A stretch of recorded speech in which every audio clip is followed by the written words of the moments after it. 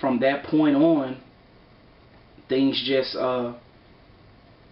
took a turn. I lost my father, and ultimately that was a tough time. A lot of difficult situations with my mother, as well as my sister and my brother. Everybody had their own ways of grieving. I had mine, which was my music, but I didn't record for a while.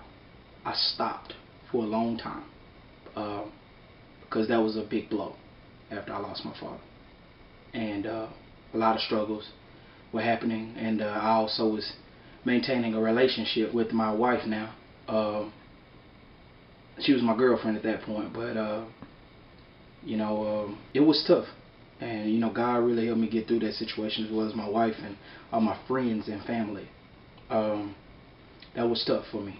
It was a tough transition, and it led me to understanding that life is really, really a blessing, and you can't take it for granted. You have to understand that you have to cherish these moments while you're on the earth, and cherish everybody that you come in contact with, whether it's your family, friend, or whoever, stranger, whoever. You have to make yourself personable and make people know you as a really, really good person. And also just cherish these moments, because you don't know when you're going to leave. So throughout that whole situation, that's what the drop off from Glad to Be Slept On till now.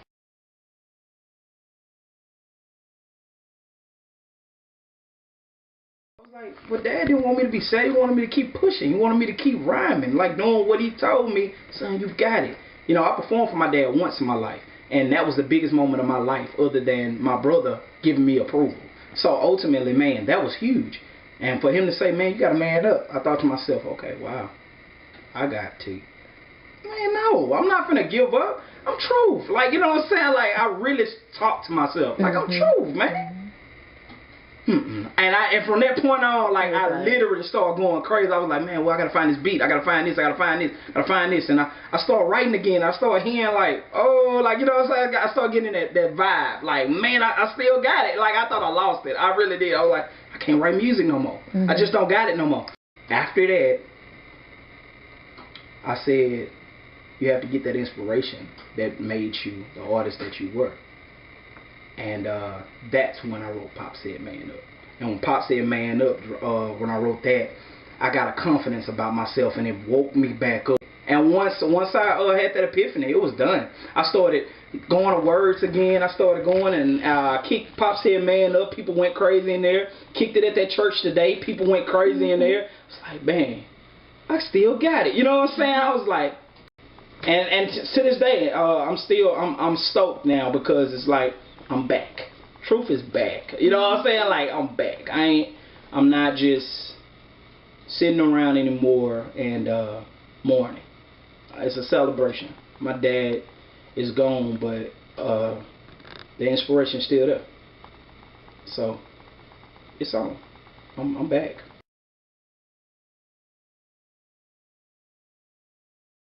I am working on my new project now, and it's about to drop soon, and I'm pretty excited about it. It's entitled The Donation, and it's dropping on July the 7th of 2015, and I'm pretty excited about it. And it was a transition from my father passing away to all kinds of struggles that me and my family were going through, but man, I made it out, and I survived through a lot of it, and ultimately I'm stoked about putting music out, because so many loyal people who have been really supportive.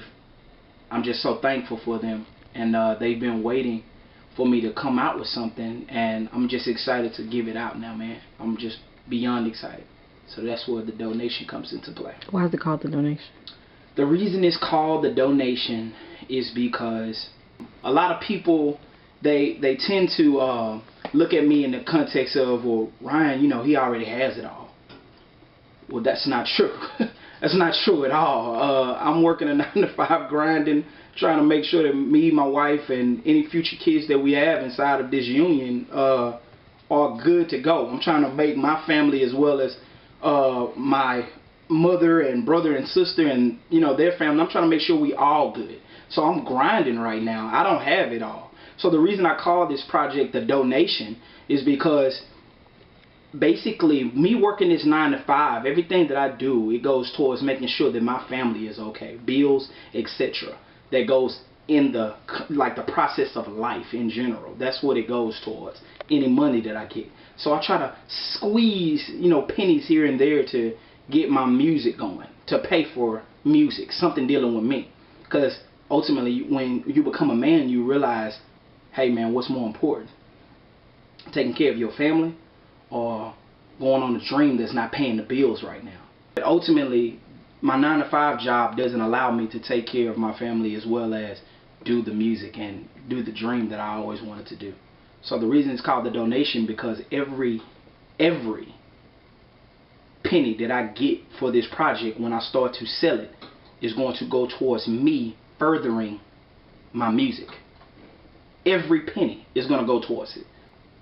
Video shoots, to photography, to furthering studio time, because I have to pay for all of these things. Nothing in this industry is free, and ultimately I have to pay for all of it. So the reason I call this the donation is because literally that's what y'all are doing. Y'all are donating to me, saying that, yo Ryan, we appreciate positive music, we appreciate positive rap, we appreciate the fact that you have skills and you're a different kind of rapper. And that's the imagery I'm trying to bring out there, because I'm still a hungry artist. But the thing is, people have the perception, because I like to put on nice clothes and dress nicely, that you already have it all.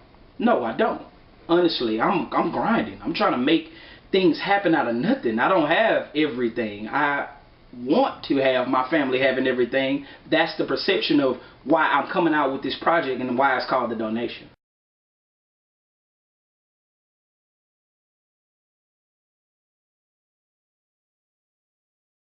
Could you tell me your top three? Like your top three of all time? Like hip hop acts, lyricists of all time. Top 3 lyricists of all time, in my opinion, that's in this game right now. Of all time. They don't have to be in the game right now. Man. Of course I'm gonna put Andre 3000 in that. I'm just gonna put him in there because you just straight skillful. I would say, and I know a lot of people are gonna probably look at me crazy for this one, but Kanye West, hands down to me, like he just has like a demeanor, yo, like that is above the rest. Like, you know what I'm saying? And honestly, I'm still a huge fan of his, but I guess that's weird because he's still in the game and he's still doing his thing, and I'm putting him in the top, but he's there. And my last one, I have to say, Eminem.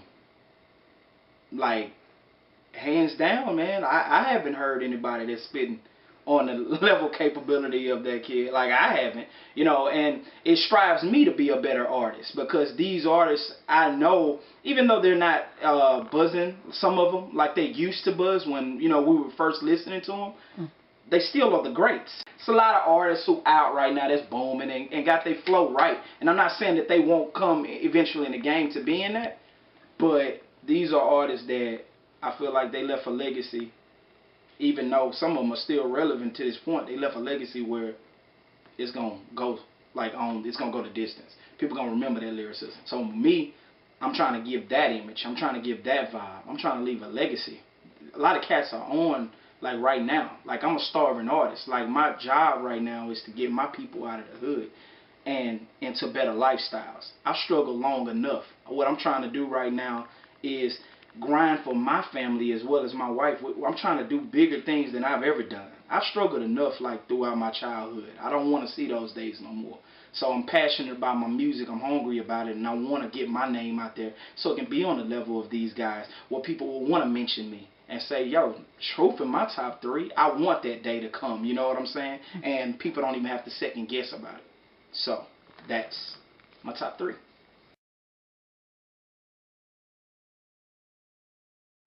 What do you think makes a person legendary? Like what characteristics or what in their career makes them legendary? What do you hope to do to aspire to be like those three? Well, I would say to be a legendary figure, you have to first leave an impact on people. Like, what's your impact on people? And I'm not just talking about the young people. I'm talking about even the old heads who are used to the old school music. You know, you have to draw them in as well as the young crowd that you are trying to cater to. Ultimately, like, I feel like a legendary status is not just being great in your field.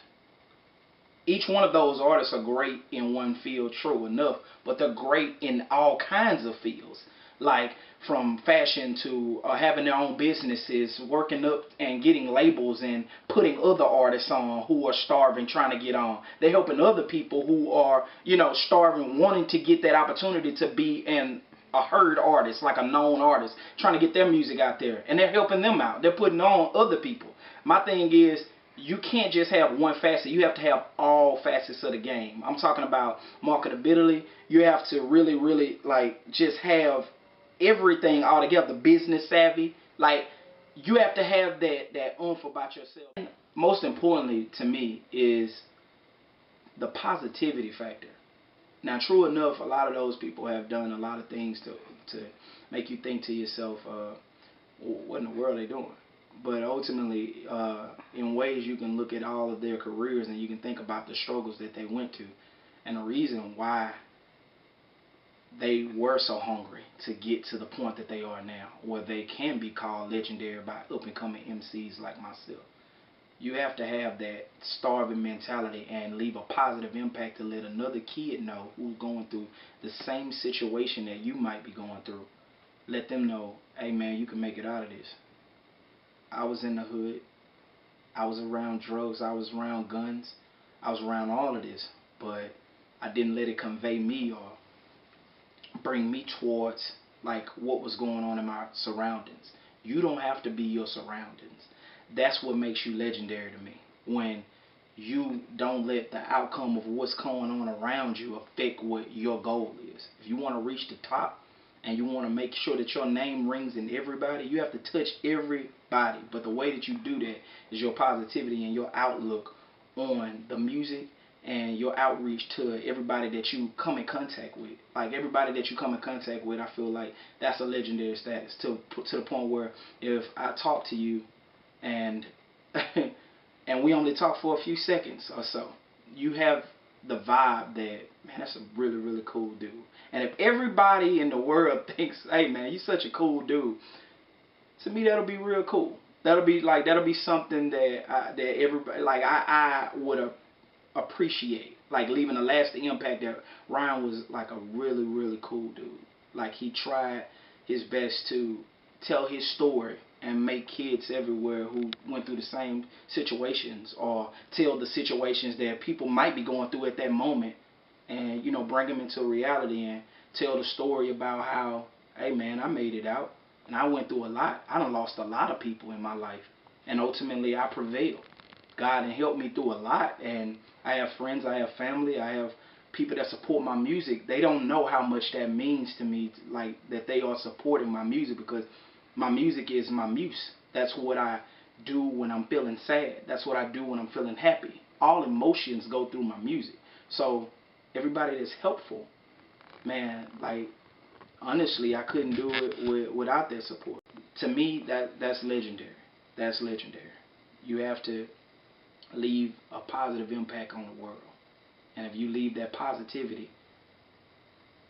I think ultimately, regardless of whatever you do or whatever you in, you'll be known as a legend.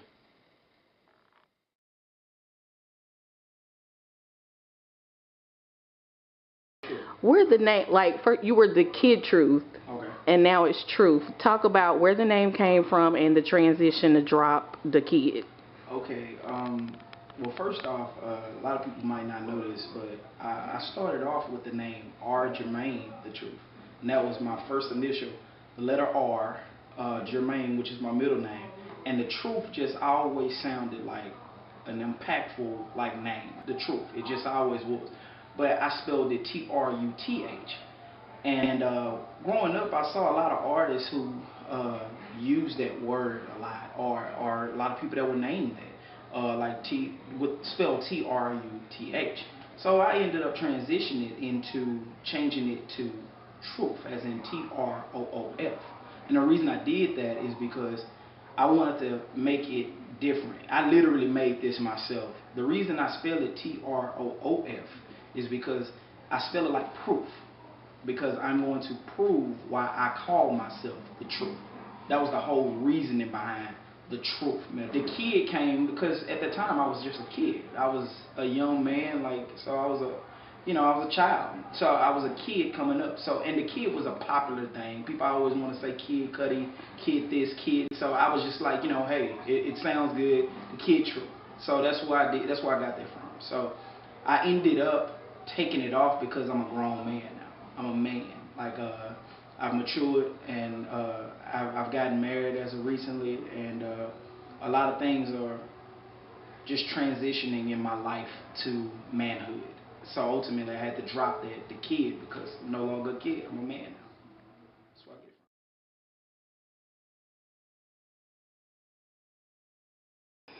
from. We had a conversation about you deciding, well, you were asking your fans what they would think about you becoming a Christian, quote unquote, Christian rapper. Okay.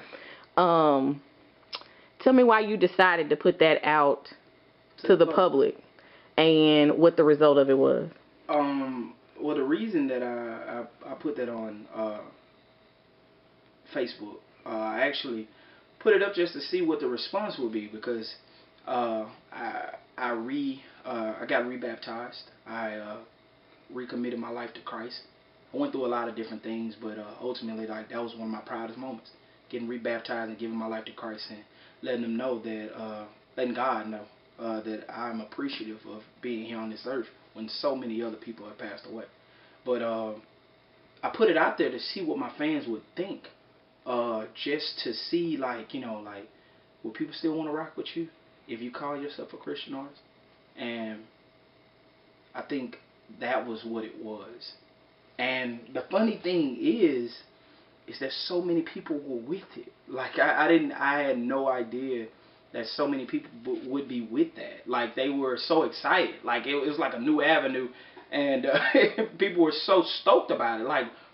What are you gonna do? When are you dropping something? And it made me think.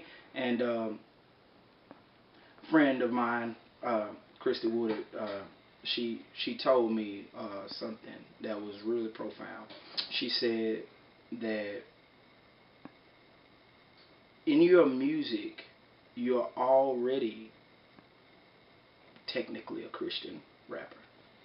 You're not vulgar, and you know how to tell stories. And that stuck with me. That really did. I never told her that until now, but that stuck with me. So now I have the mindset that I don't need to be labeled a Christian rapper. I am a Christian, and I'm proud to say that. But I just want to be a positive rapper. And that's my goal. So that's the reaction I got, and I'm pretty happy about the route I've chosen. And I'm thankful that God blessed me with friends and fans that accept me for who I am now. Look, I got the big head, learning how to get bread focused, cause my purpose is to be known as a legend. I like to be fresh.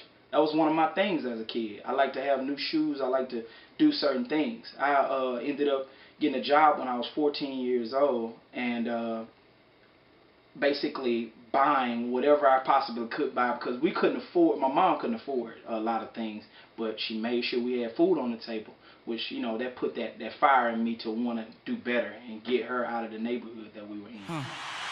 So understand, if you've been through a struggle, faith works, man. Find your hustle. Wise words. Now, everything ain't perfect, but I'm blessed where I'm at. You know what I'm saying? And it's steady evolving. Yeah, absolutely. You know what I'm saying? Right. There it is. There it is. And, now, like I said, with having that type of state of mind, I'm a better artist now. Yeah.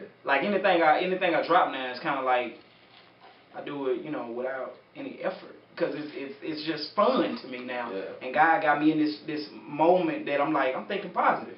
Everything I do now is more positive. Yeah. And even the negative points of my life is like, I got this negative situation. I'll spit it to a person and let them understand that this was a negative situation, but I got out of it. Yeah. You know what I'm saying? Yeah, that's and moments, you know me, man, I like telling stories. I like telling people about how I met a female, or maybe like what I went through at this point. You know what I'm saying? So. In about 5 years, they gon' hear my voice. Radio, air shows, this is from my heart. I can't finish if the kid don't start. Boy, you soft and bubblish, talking like a tough cat, but you ain't nothing but a kid. Troof dudes thinking that they better than Troof. Well, I ain't gotta be better because I'm better than you. Sitting back, counting stacks, that's what veterans do. Putting on for the good for the crew. Come on, Troof, huh? I know my flow is ill.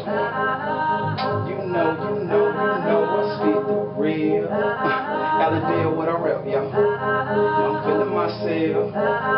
What city where you at, yo? What city where you at?